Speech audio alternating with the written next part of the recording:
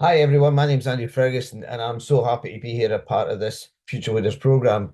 Let me share a bit about myself and why I'm so excited to join you on this journey. So, I was born in a little town in Scotland called Bannockburn. Back when kids were still born at home, I was actually born in the house that my father still lives at. My father's nearly 94, and I go and see him occasionally. So, I have this great grounding in where I come from. And actually, the place I was born in is the site of a historic battlefield that define Scottish history. So I have this sense of belonging, I have this sense of place.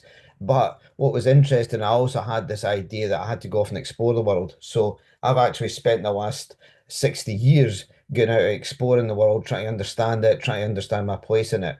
So, and in that case, I've actually lived in France, in England, in Greece, and worked in different places like India and East Africa, places like Uganda and Kenya.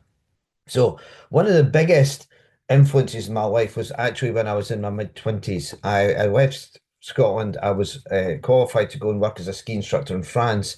And what I realized is that I loved skiing. I loved doing something that I was good at. I loved doing something that I really, really enjoyed. But the implications of being a ski instructor out in a very difficult environment in winter, you're in the mountains in winter. It sounds glamorous sometimes, but it can be really brutal, and it can be extremely dangerous for you and for your clients. So that growing sense of self-awareness, the growing sense of developing the capacity to not just look after myself in difficult circumstances, but in others. Um, and eventually that led me to organising and leading expeditions to things like the highest freestanding mountain in the world, which is Mount Kilimanjaro in Africa, and even to the highest mountain in the world, Mount Everest. Not that I've climbed it, but I've helped organise and facilitate people climbing it. So what after I got a lot of that out of my system, I became a corporate trainer. I worked to train people in their personal and professional development, management and leadership development.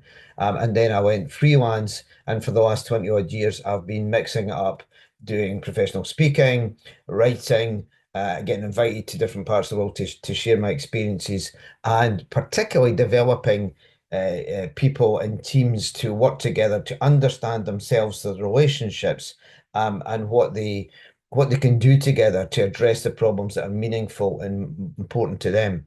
So I hope that you enjoy the Future Leaders program. I'm going to offer some insights from my own experiences developing people, developing teams, leading people in extreme environments. And I hope you enjoy the content that I provide and you can find it useful.